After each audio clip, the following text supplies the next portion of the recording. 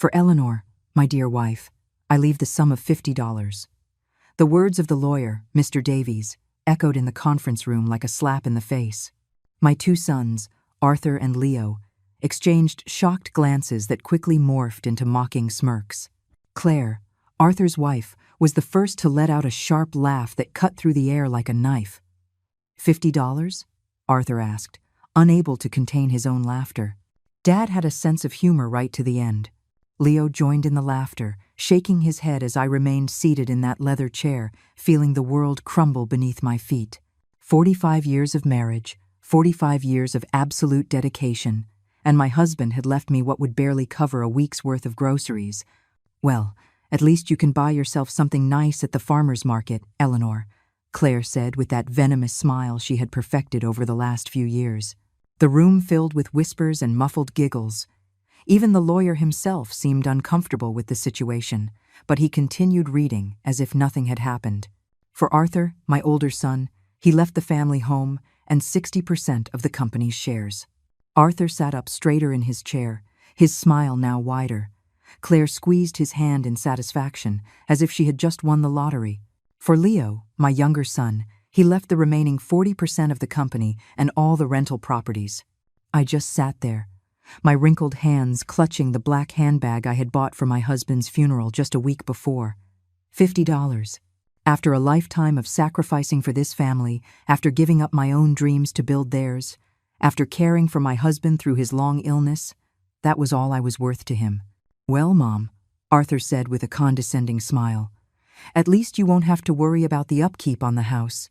Claire and I will take care of everything. The words sounded like a prison sentence. My own home, where I had raised my children, where I had cooked thousands of dinners, where I had cried and laughed for decades, was no longer mine. But let me tell you how I got to this moment of humiliation, because this story began very differently. Just 2 years ago, I was Eleanor, a 69-year-old woman who believed she had a close-knit family and a solid marriage. I lived in a beautiful house in a quiet Chicago suburb, surrounded by a garden full of red roses that I tended to every morning as if they were my own daughters. My daily routine was simple, but it filled me with satisfaction. I would get up at 5 o'clock in the morning, brew strong coffee just the way my husband liked it, and while he read the day's newspapers, I would organize the household activities. Sundays were sacred for our family. Arthur would arrive with Claire, Leo with his eternal good humor, and I would prepare a feast that lasted for hours. The Sunday pot roast was my absolute specialty. I would marinate the meat starting Saturday night, with a secret recipe I had inherited from my mother. Everyone said I had the perfect touch, that nobody cooked like me. Mom, your hands are magic, Leo would tell me as he stole little pieces of meat straight from the roasting pan. Those were the moments that made me feel whole, necessary, loved. Arthur had always been my more serious son, the one who inherited his father's meticulous temperament. From the age of 20, he worked in the family import business, and I swelled with pride watching him grow professionally. When he met Claire at a business conference, I thought fate had sent him the perfect woman. She was elegant, educated, had a successful career in marketing, and seemed genuinely interested in being part of our family. The first few months with Claire were like a dream. She would arrive at family gatherings with fresh flowers or cakes from the best high-end bakery downtown. She helped me in the kitchen, praised my recipes with enthusiasm, and even asked me to teach her how to make my famous homemade apple pie. "Eleanor, you cook like an angel from heaven," she would say as I showed her the exact point to stir the filling. I finally had the daughter I had always dreamed of having. Leo, my younger son, was like the sunshine in our family.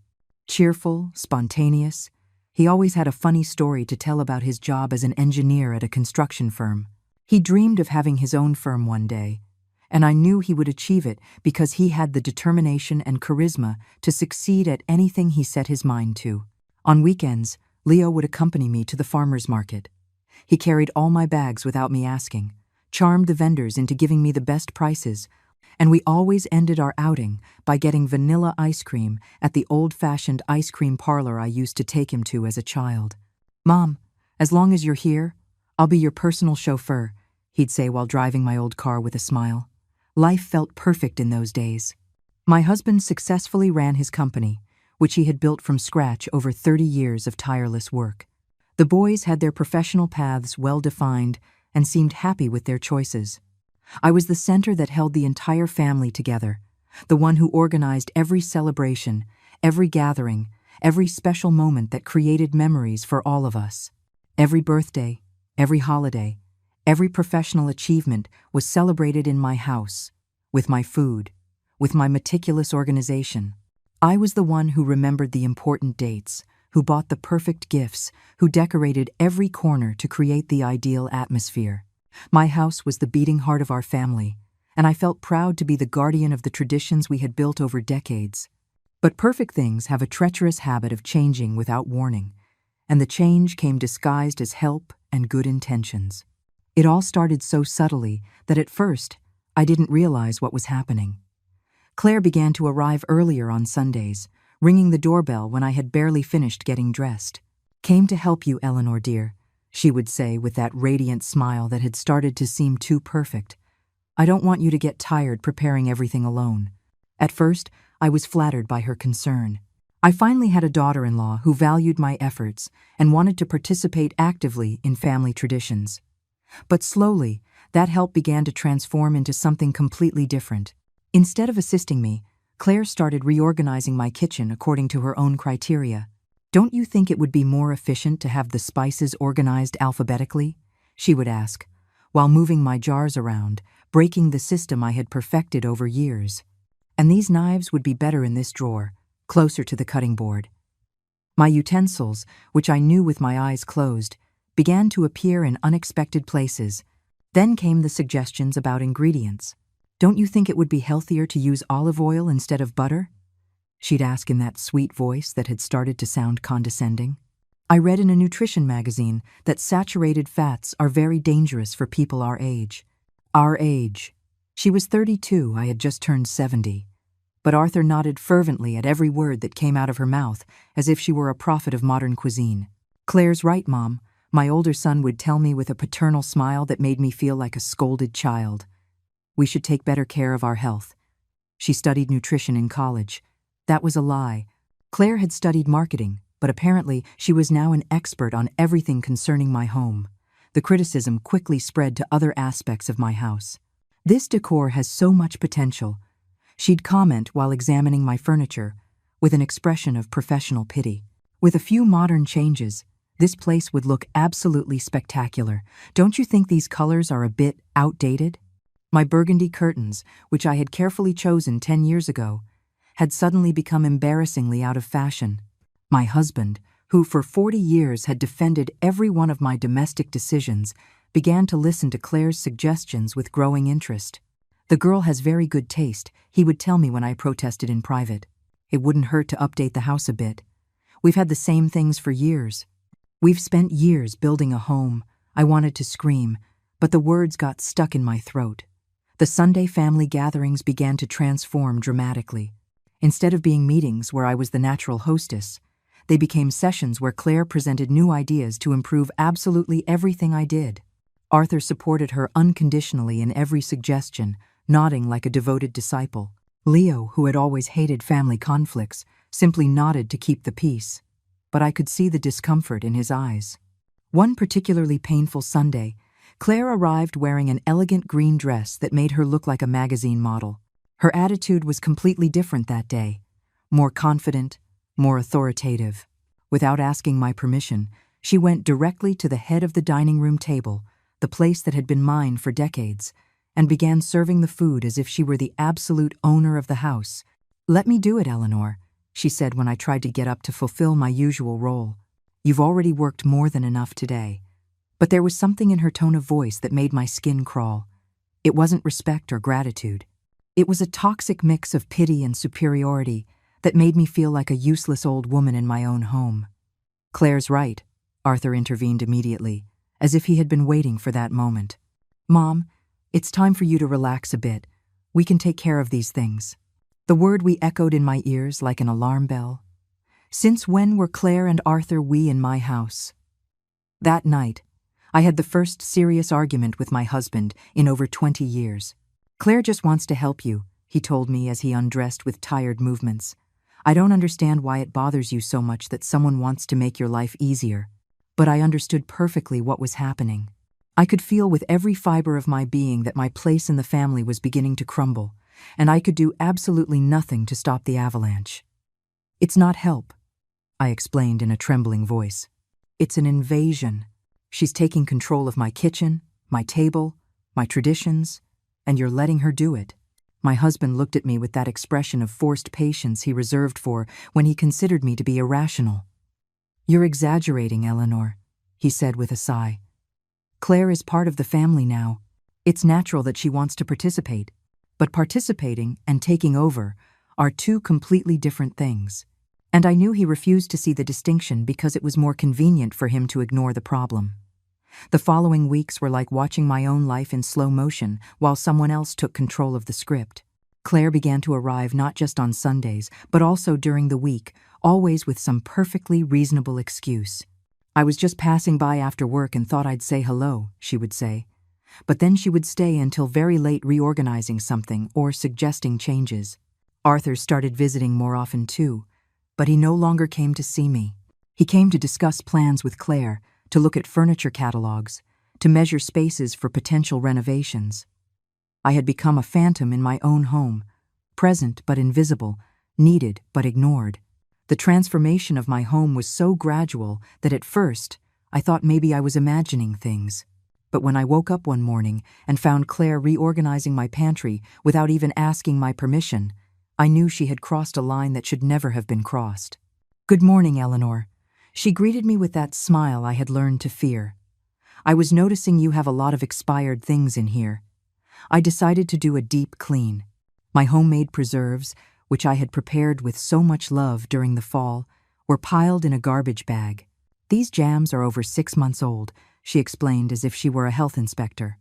"It's dangerous to consume such old food at our age." Our age. That phrase again that made me feel as if we were contemporaries, as if she had the right to make decisions about my health and my house. "Those jams are perfectly fine," I protested weakly, but my voice sounded pathetic even to myself. "I made them following my grandmother's recipe, with the exact amount of sugar to preserve them for years." Claire looked at me with that exaggeratedly patient expression used with small children or confused elderly people. "Eleanor, dear, times have changed. We know so much more about food safety now," she explained as she continued to throw my things away. "Arthur asked me to look after your health because he's very worried about you." The lie rolled off her lips so naturally that for a moment I doubted my own perception of reality. Arthur had never told me he was worried about my health. In fact, for weeks we had barely spoken beyond superficial greetings when he came home. But when he arrived that afternoon and saw the reorganized pantry, he smiled at Claire as if she had performed a miracle. "This is amazing, honey. Mom needed someone to help her with these things." "I didn't need help," I muttered, but no one heard me. I had ceased to exist as a valid voice in family conversations. I had become the topic of conversation, not a participant. They spoke about me in my presence as if I were a piece of furniture that required occasional maintenance. Dinners became exercises in silent humiliation. Claire had completely taken over my kitchen, preparing meals she considered more appropriate for the family's age. My traditional dishes, perfected over decades, were replaced by bland salads and unseasoned steamed fish. "Salt is very bad for blood pressure," she would explain while serving tiny portions that left everyone hungry. My husband, who had always praised my cooking with genuine enthusiasm, now ate in silence and then told Claire how refreshing it was to try healthier food. Leo tried to maintain normal conversations, but even he seemed uncomfortable with the new family dynamic. His visits became shorter and less frequent. "You don't like coming home anymore?" I asked him one day as he said goodbye after barely an hour. My younger son looked at me with sad eyes that broke my heart. "Mom, it's just, everything is so different now. Claire is very intense." It was the first time someone in the family had admitted that something was wrong, but even Leo seemed resigned to accepting the new reality. The weekends, which were once my sacred refuge, became my weekly nightmare. Claire would arrive on Saturday morning with detailed plans to improve some aspect of the house. Arthur would accompany her, carrying boxes of new decorations or paint samples she had chosen without consulting me. "Surprise, Eleanor," she would announce. We're redoing the living room this weekend. My furniture, which had history and memories associated with it, was labeled as outdated and depressing. The sofa where I had nursed my sons, where my husband would fall asleep watching television, where we had shared thousands of intimate conversations, was replaced by a modern beige set that looked like it belonged in a doctor's waiting room.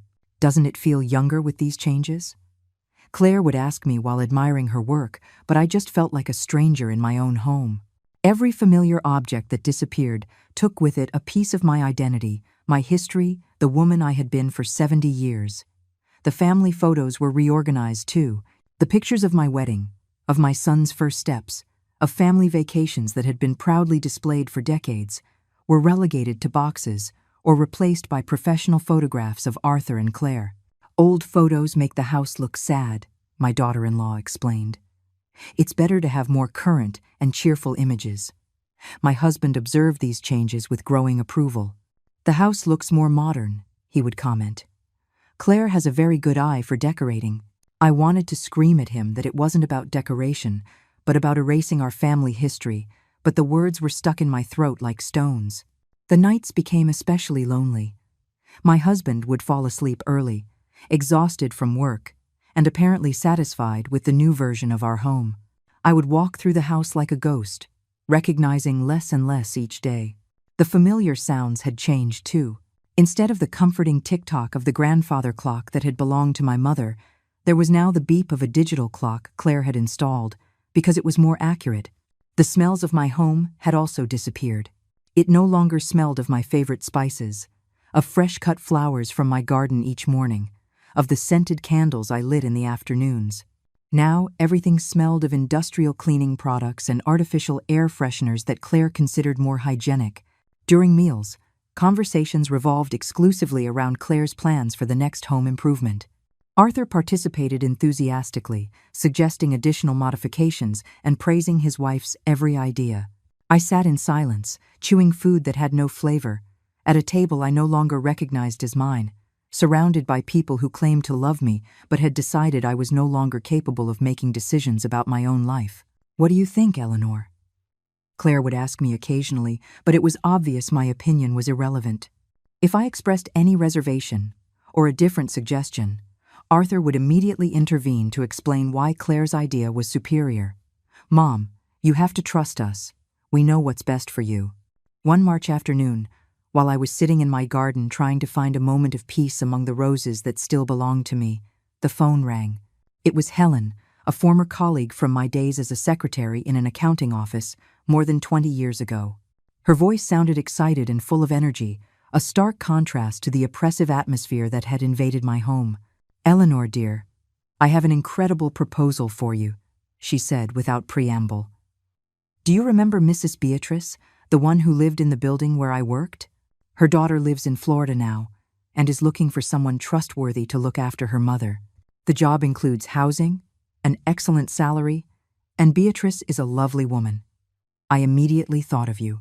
For a moment, it felt as if someone had opened a window in a room that had been sealed for months. The possibility of leaving my own house, of finding a purpose again, of being needed and valued by someone, filled me with a hope I had forgotten existed. "In Florida?" I asked, feeling my heart beat faster. "For how long?" "At least a year, maybe more if things work out," Helen explained. "Beatrice is 85 years old, but she's very sharp. She just needs companionship and someone to help with basic tasks. Her daughter said she prefers a mature woman with life experience. The salary is $1,000 a month, plus all expenses paid. Eleanor, it's a perfect opportunity for you. $1,000 a month." It was more money than I had personally handled in decades. My husband had always controlled the family finances, giving me a weekly amount for household expenses. The idea of having my own money, of making my own decisions, was as strange as it was exciting. "I don't know, Helen," I said, although every fiber of my being screamed to say yes. I'd have to talk it over with my family. I can't just leave and leave my husband alone. But even as I spoke those words, I wondered if anyone would really notice my absence. Hadn't Claire proven to be perfectly capable of managing all aspects of my home?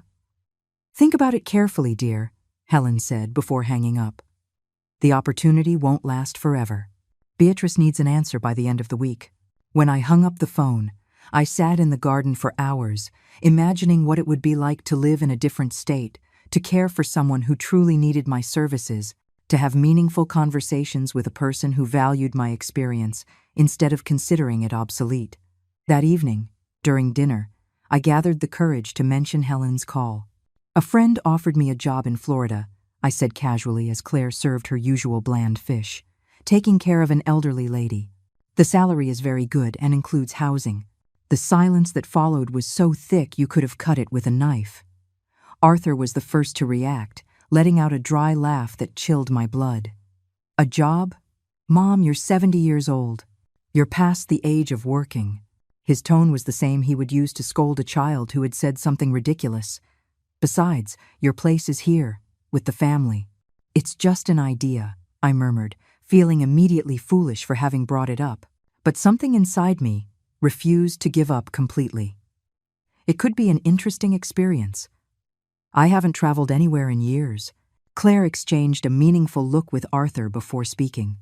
"Eleanor, I don't want to be rude, but do you really think you're equipped to take care of another person? You've been very forgetful lately. Wouldn't it be more sensible for you to stay here where we can look after you?" The word forgetful hit me like a slap. I wasn't forgetful. I was being systematically marginalized from my own life. "Your mother isn't forgetful," my husband intervened, and for a moment I thought he was going to defend me. "But Claire is right. It makes no sense for you to go to another state at your age. Here you are safe and well cared for." Well cared for, as if I were a pet or a plant that needed occasional watering.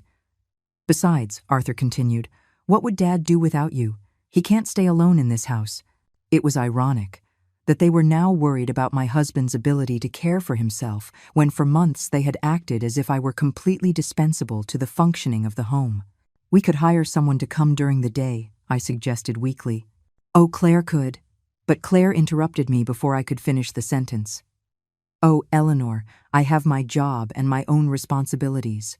I can't be here 24/7, taking care of two elderly people." Two elderly people.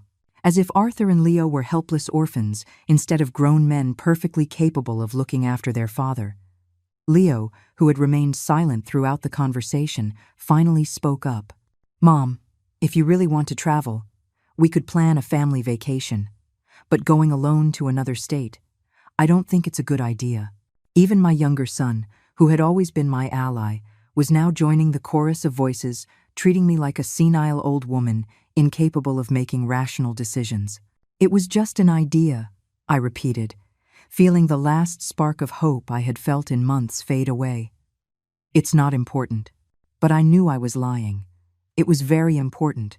It was the difference between continuing to slowly disappear in my own home or reclaiming some of my lost identity.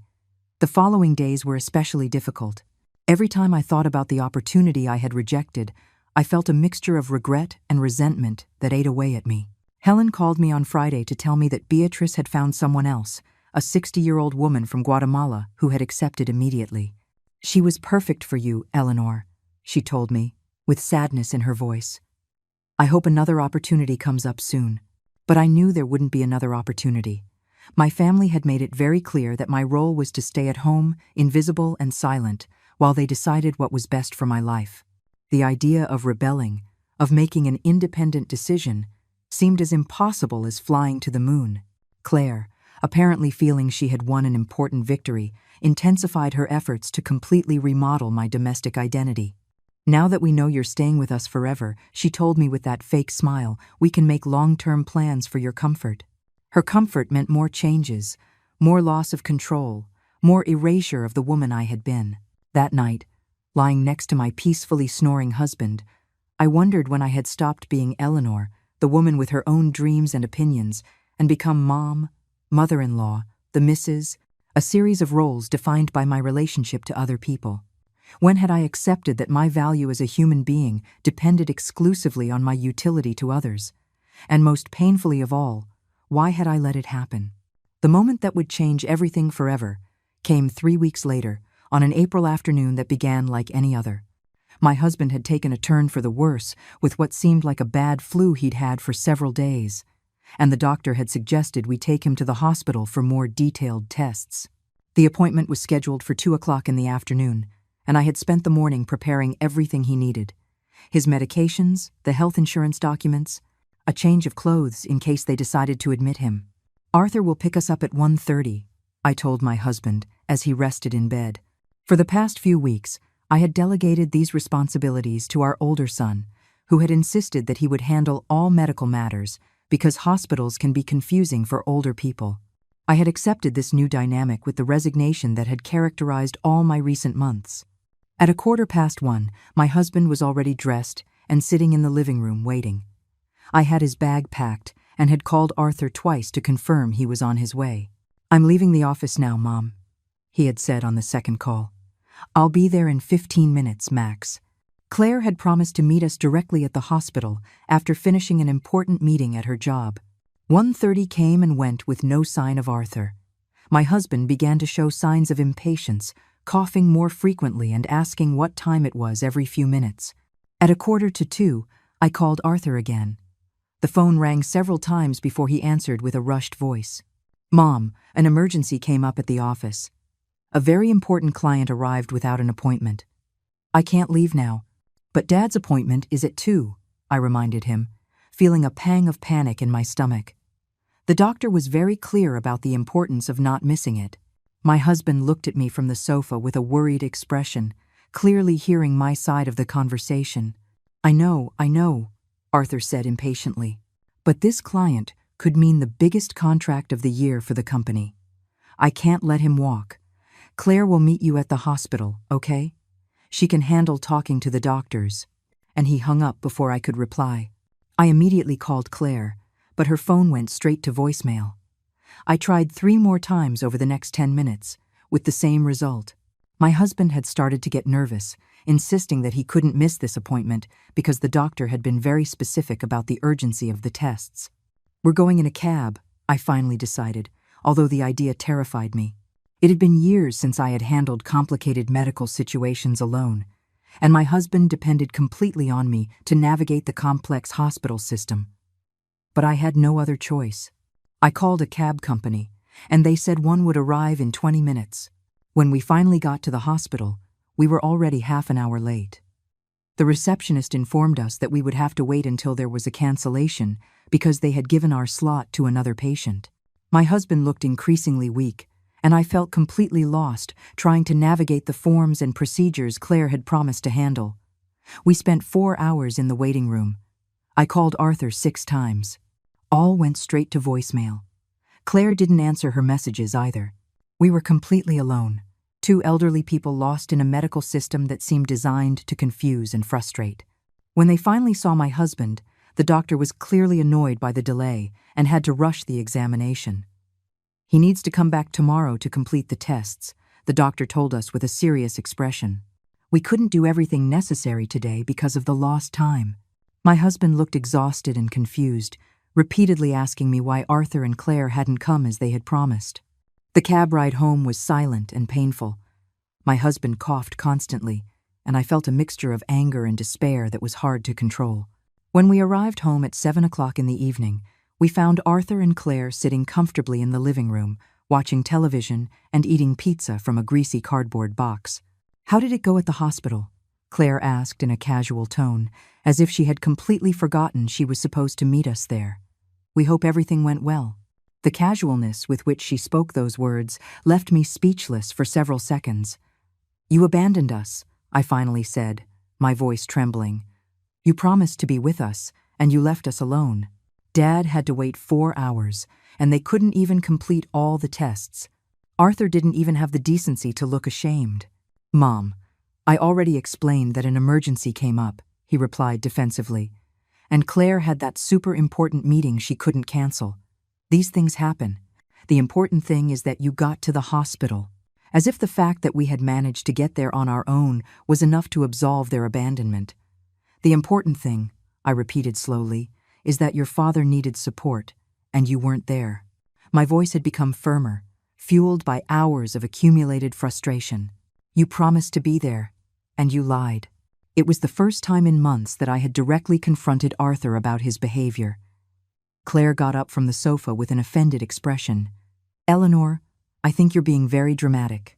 You are capable adults who can handle a doctor's appointment. You don't need us to hold your hands like little children. Her words were like a slap, especially because I knew she had a point. We had managed the situation alone, albeit with great difficulty. The point isn't whether we can do it alone, I explained, feeling tears of frustration welling up in my eyes. The point is that you promised to help and you didn't. When we needed you most, you decided that other things were more important. My husband remained quiet, clearly uncomfortable with the confrontation, but too tired to intervene. Arthur got up and approached me with that paternalistic expression he had recently adopted. Mom, I understand you're tired, but you can't expect us to drop our professional responsibilities every time you have a doctor's appointment. We have our own lives. Our own lives. As if his sick father and exhausted mother were inconvenient obstacles to their personal plans. That night, lying in bed, listening to my husband's labored breathing, something inside me broke for good. It wasn't a dramatic break, but more like when a rope frays slowly until it finally snaps under the slightest weight. For months I had accepted the gradual marginalization, the decisions made without my consultation, the loss of control over my own home. But the deliberate abandonment at the hospital had been different. It had been cruel. The next day, while Arthur and Claire were at their jobs, I called Helen. Do you think Beatrice still needs someone? I asked, without preamble. The woman from Guatemala they hired already started working. My friend was surprised by the call, but she explained that the Guatemalan woman had had problems with her visa and hadn't been able to travel. In fact, Helen told me, Beatrice asked me yesterday if I knew anyone else.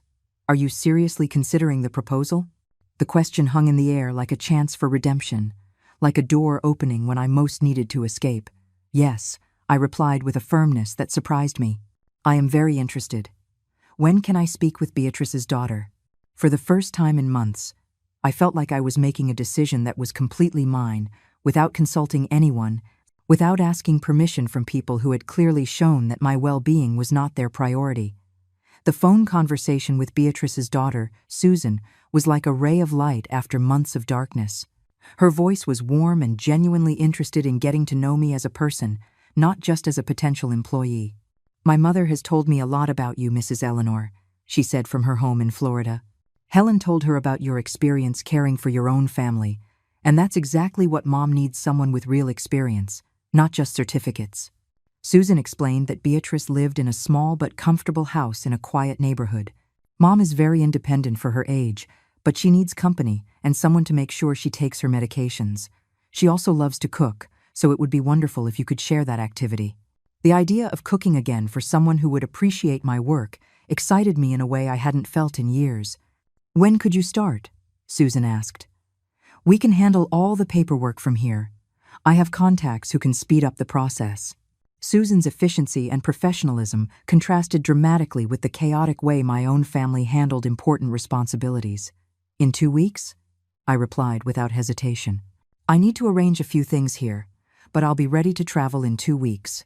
After hanging up, I sat in my kitchen, for the first time feeling like the master of my own destiny.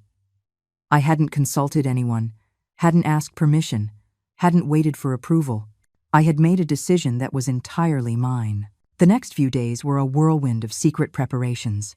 While Arthur and Claire continued with their normal lives, assuming I would be indefinitely available to be remodeled according to their preferences, I discreetly organized the necessary documents for my new life. I took my passport out of the drawer, where it had been stored for 10 years, updated my medical records, and began to separate my most important belongings. The hardest part was deciding what to take and what to leave behind. Every object in my house had memories associated with it, but I also realized that many of those memories had already been contaminated by the recent months of humiliation.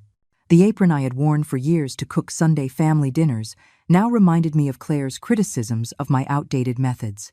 The family photos that had been relegated to boxes seemed like relics of a happier time that no longer existed. I decided to take only the essentials: practical clothes, a few books that had been important to me, the jewelry my mother had left me, and a single photograph of my sons when they were little, before they became the men who now treated me like a burden. Everything else could stay in the house that no longer felt like my home. On Thursday of my second week of preparations, Susan called with excellent news. "Everything is ready, Mrs. Eleanor. Your flight is booked. It leaves on Saturday at 10 o'clock in the morning. I'll pick you up at the airport here." The reality of my escape had materialized with a speed that left me breathless. "Yes, please," I said, feeling a mix of excitement and terror that reminded me of when I was young and my whole life stretched before me full of possibilities. "I'll be there on Saturday." After hanging up, I sat on my bed and cried for the first time in months.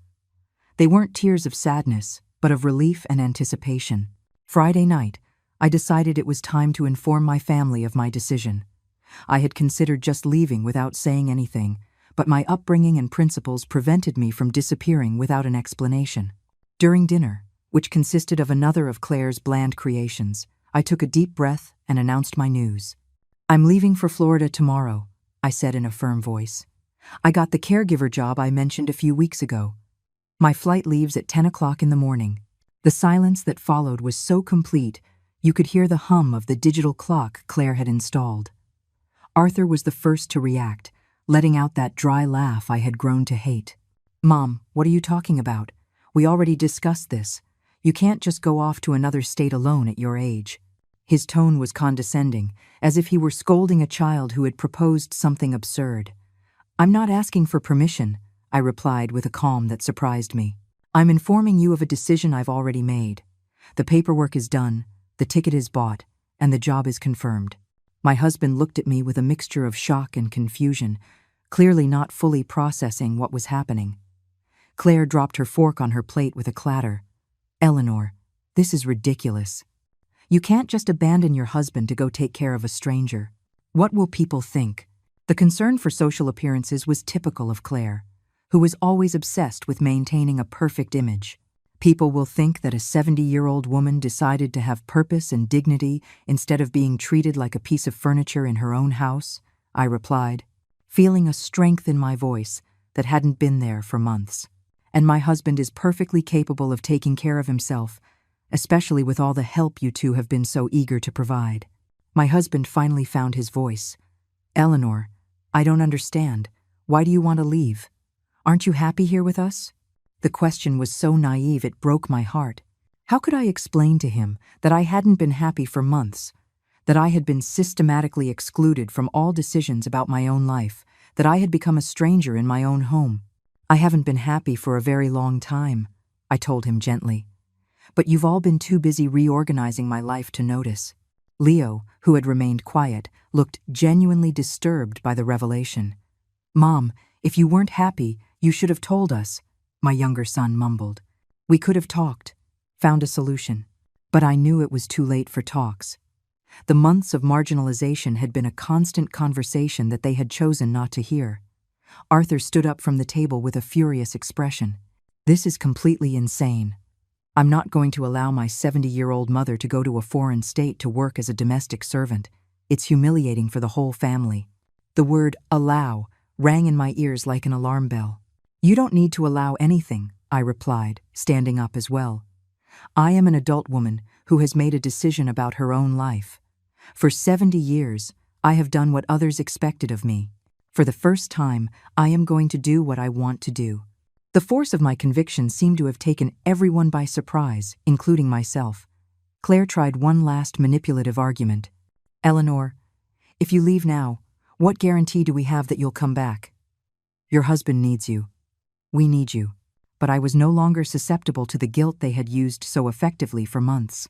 "If you need me," I said, heading towards my room, "then you should have shown that need by treating me with respect and consideration instead of like an inconvenient burden."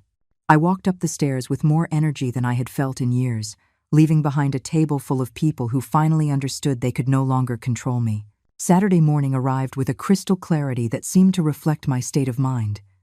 I woke up at 5, as I had for decades, but this time it wasn't to prepare my husband's breakfast.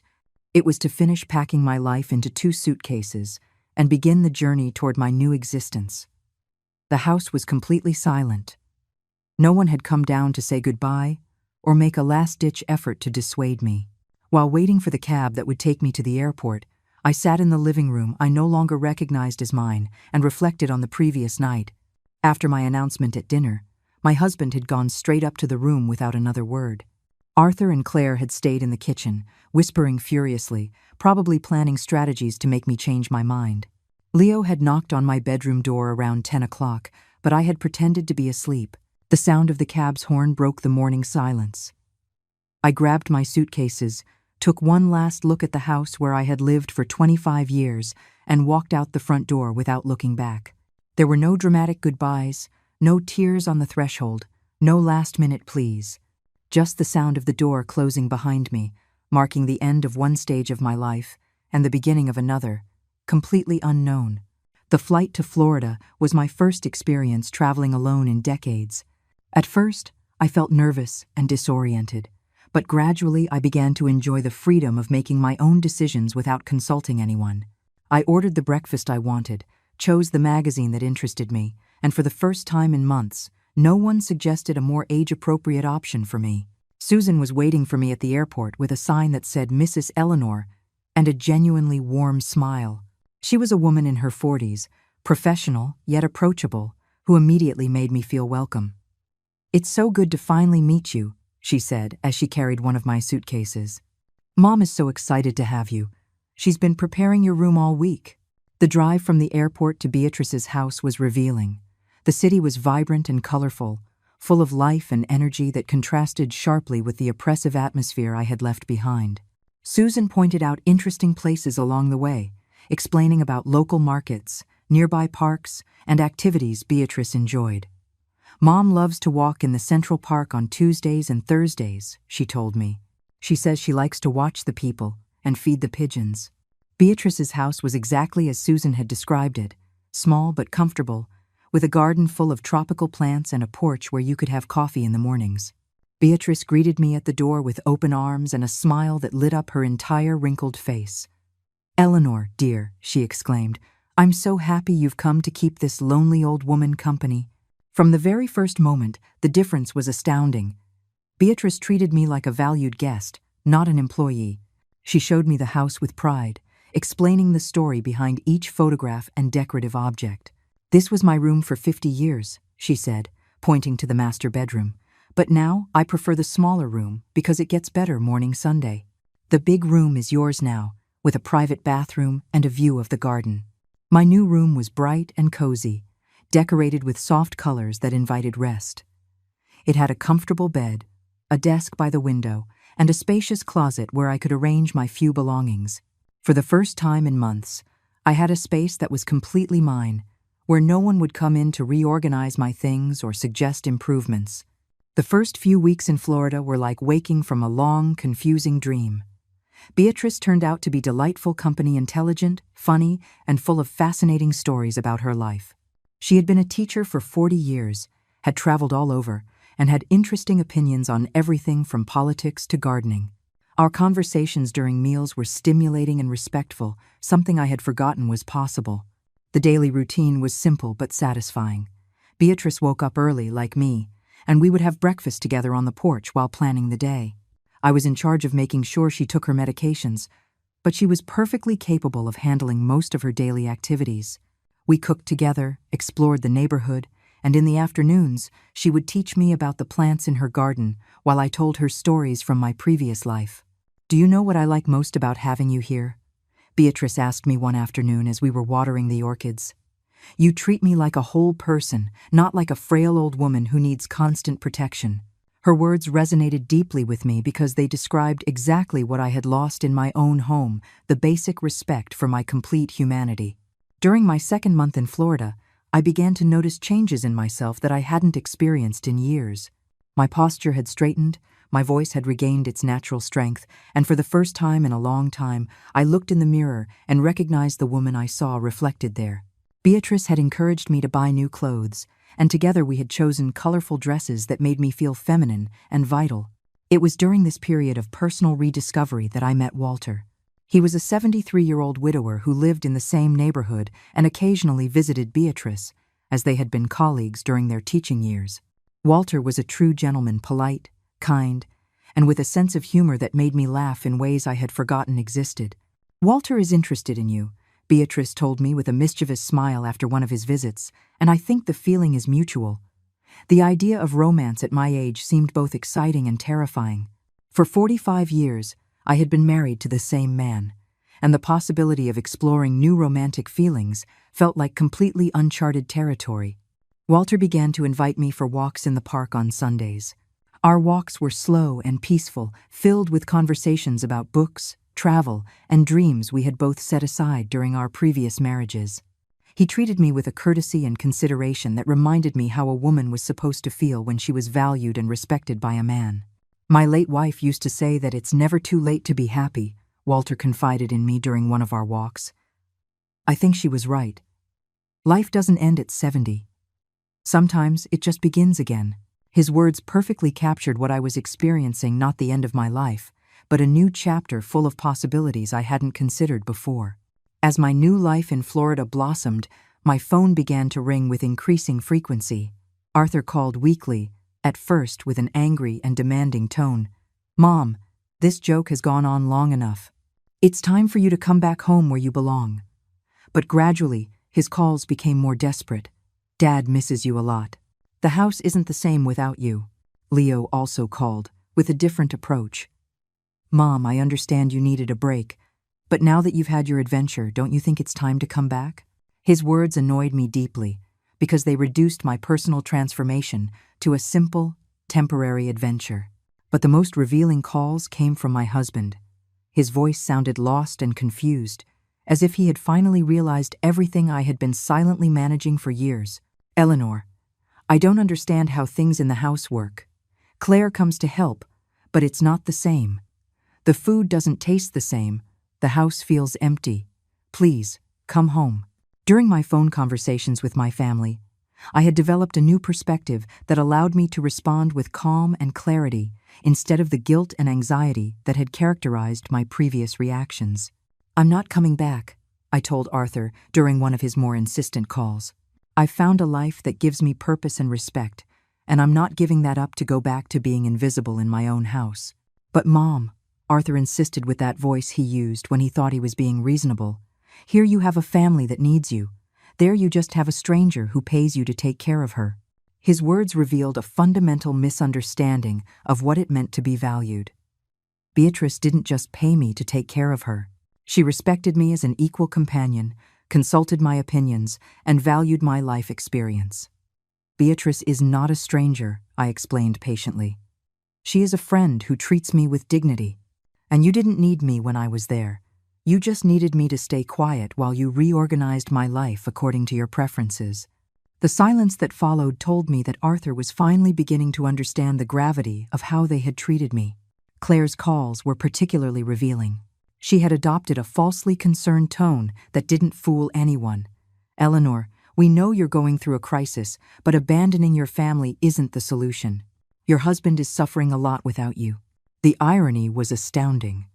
The same woman who had spent months trying to make me invisible was now accusing me of abandonment for seeking my own happiness.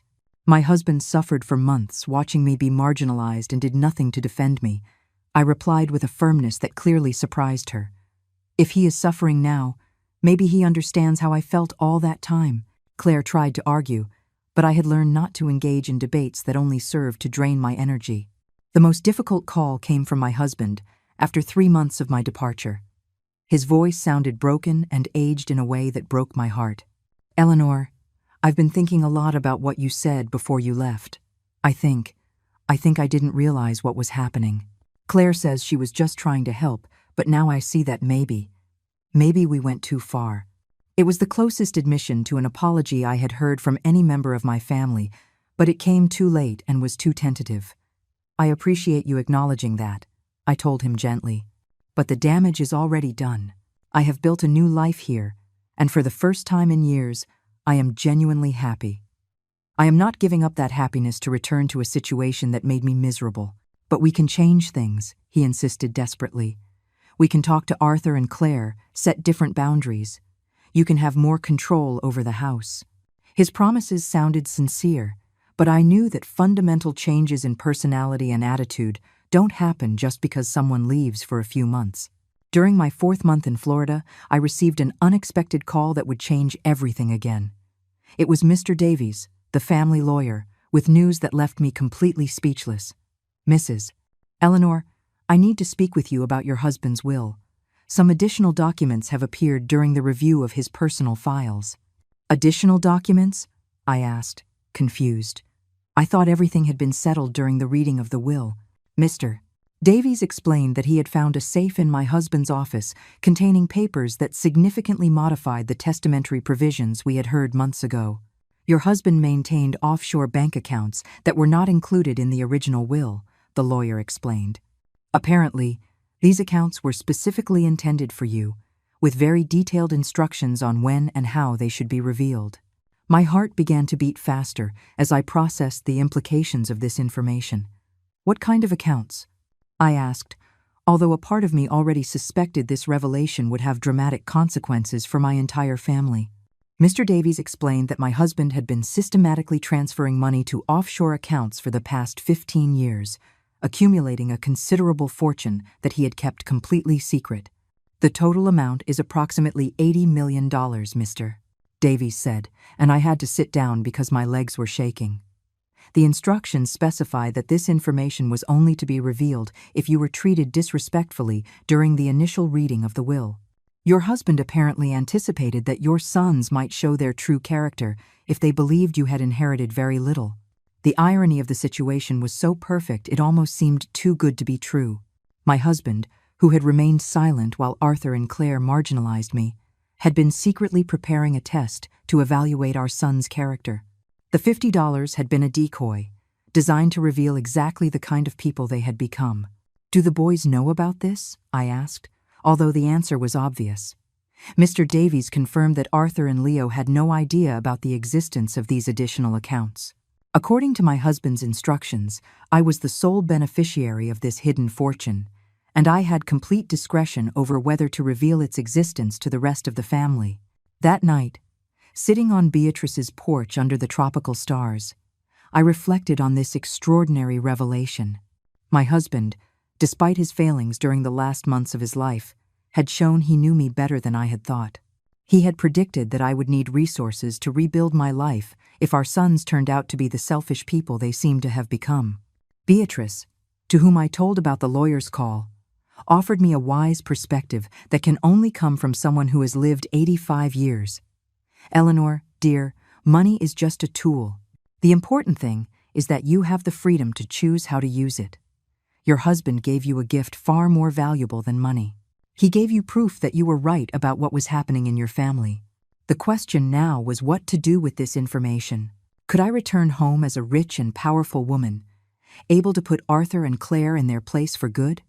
Or could I continue building my new life in Florida, using the resources to secure my independence and perhaps help others who found themselves in situations similar to mine? Walter, who had been visiting more frequently and whose friendship had deepened into something we both recognized as mature and respectful love, offered me a different perspective. Eleanor, you've shown that you don't need money to be strong and independent. You already did the hardest part. You rescued yourself. Now you have the opportunity to decide what kind of life you want to build with this new freedom. His words captured exactly what I was feeling. The unexpected wealth was less important than the emotional and spiritual wealth I had discovered in Florida. I had learned that I could be self-sufficient, that I could form new relationships based on mutual respect, and that it was never too late to start over. After a week of deep reflection and long conversations with Beatrice and Walter, I made the decision to return briefly to my hometown for the second reading of the will, not because I wanted to go back to my old life, but because I felt I deserved to see the faces of Arthur and Claire when they learned the whole truth. It was a way of coming full circle, of confronting the people who had so cruelly underestimated me. Mr. Davies had arranged the meeting for a Tuesday morning in his office. I arrived 15 minutes early, wearing an elegant purple dress I had bought in Florida that made me feel powerful and self-assured. When Arthur and Claire walked into the conference room, their surprised expressions upon seeing me were immediately replaced by fake smiles and condescending comments. "Mom, it's so good you decided to come back," Arthur said with that paternalistic voice I had grown to detest. "We hope you've gotten over your crisis and are ready to come back home where you belong." Claire nodded enthusiastically, clearly relieved that her problematic mother-in-law had returned to be managed according to her preferences again. I haven't come back to stay, I clarified immediately. I'm here because the lawyer informed me of additional documents related to my husband's will. Leo, who had arrived a few minutes later, looked genuinely confused by the whole situation. Mr. Davies began the reading with the same professional seriousness that had characterized the first session months ago. Before proceeding with the additional documents, I must explain the context behind the original testamentary provisions. Your husband left specific instructions about when to reveal the complete information about his estate. Complete information? Arthur asked with a mocking smile. Did Dad have more money hidden somewhere? Another $50 for Mom? His laughter was cut short abruptly when Mr. Davies explained the true nature of the inheritance I was about to receive. For the past 15 years, your father maintained offshore bank accounts that have accumulated a total of $80 million, the lawyer announced. These accounts were established exclusively for Mrs. Eleanor, with specific instructions that they only be revealed if she was treated disrespectfully during the initial reading of the will. The silence that followed was so complete and prolonged that you could hear the hum of the air conditioning. Arthur opened and closed his mouth several times without making a sound. Claire had turned completely pale, her hands trembling visibly on the table. Leo looked at me with an expression of absolute shock, mixed with something that looked like genuine shame. $80 million, Arthur finally repeated, his voice barely a whisper. $80 million. Mr. Davies confirmed the figure and proceeded to explain the legal mechanisms that would transfer full control of these accounts to my name within the next 48 hours. Monica was the first to regain her ability to speak, though her voice sounded strangled and desperate. But that's not fair. We are his children. We're the ones who have been taking care of the family business. Why does she get all the money? Her indignation was so perfect, so predictable, it almost made me smile. Why? I said, slowly rising from my chair. My husband knew exactly what kind of people you were. He knew that if you believed I had received only $50, you would show your true character. And you did. Magnificently. My voice was firm and clear, with no trace of the timidity that had characterized my interactions with them for months. Arthur tried to regain control of the situation. Mom, obviously there were misunderstandings. We can fix things. We can divide the money equally among the whole family. The desperation in his voice was palpable, and for the first time in my life, I saw my older son for who he really was, a greedy man willing to say anything to get what he wanted. There is nothing to fix, I replied calmly. For months, you treated me like a nuisance, like a senile old woman who needed to be managed and controlled. You reorganized my house, criticized my food, abandoned me when I needed you most, and laughed when you thought my husband had left me with practically nothing. That behavior revealed who you really are. Leo finally found his voice, and there were genuine tears in his eyes. Mom, I never wanted you to feel that way. I know I stayed quiet when I should have defended you. I know I failed as a son. His repentance seemed sincere, but it came too late to change the damage that had been done. I appreciate your honesty, Leo, I told him gently, but silence in the face of injustice is complicity. You had multiple opportunities to speak up, and you chose the comfort of silence. The words clearly hurt him, but it was important that he understood the consequences of his choices. Claire had started to cry, but her tears seemed more of frustration than genuine remorse. Eleanor, I was always just trying to help you. Everything I did was for your own good, to modernize your life, to make you more comfortable. Claire's capacity for self-deception was truly astounding. What you did, I explained patiently, was invade my home, marginalize my voice, and try to erase my identity to replace it with your version of what a woman my age should be. That wasn't help. It was colonization. Mr. Davies watched the exchange with a professionally neutral expression, but I could see a flicker of satisfaction in his eyes. Arthur made one last desperate attempt. Mom, we're family. Families get over misunderstandings. We can start over, do things differently. But I had learned that some things, once broken, cannot be repaired simply with words and promises. You had the chance to treat me like family when I was vulnerable and dependent, I replied. You chose to treat me like a burden. Now that I am independent and financially powerful, you want to renegotiate the terms. But relationships don't work that way. After signing all the necessary documents and confirming that the bank transfers were in process, I headed for the door of Mr. Davies's office. Leo followed me into the hallway. "Mom, is there any chance we can rebuild our relationship? Not because of the money, but because I truly understand that I failed you." I stopped and looked him in the eyes, seeing for the first time in months a genuine vulnerability in my younger son. "Leo, forgiveness is possible, but trust is rebuilt with actions, not with words. If you truly want a relationship with me, you will have to prove that you have learned from this experience, and that will take time." I returned to Florida with a sense of closure I hadn't expected to experience. The confrontation had been necessary, not to hurt them, but to definitively close the chapter of my life where I had allowed others to define my worth. Beatrice greeted me with a warm hug, and Walter with fresh flowers from the market. "How do you feel?" Beatrice asked me that night as we drank tea on the porch. "Was it what you expected?" I reflected on her question before answering. The satisfaction had been less than I had anticipated, but the feeling of completed justice was deep and healing. "I feel free," I finally said. "For the first time in my life, I owe no one an explanation for my decisions. I can choose how to spend my time, my energy, and now my money, based solely on what makes me happy and gives me purpose." With my new resources, I decided to establish a foundation to help older women who found themselves in situations similar to the one I had lived through.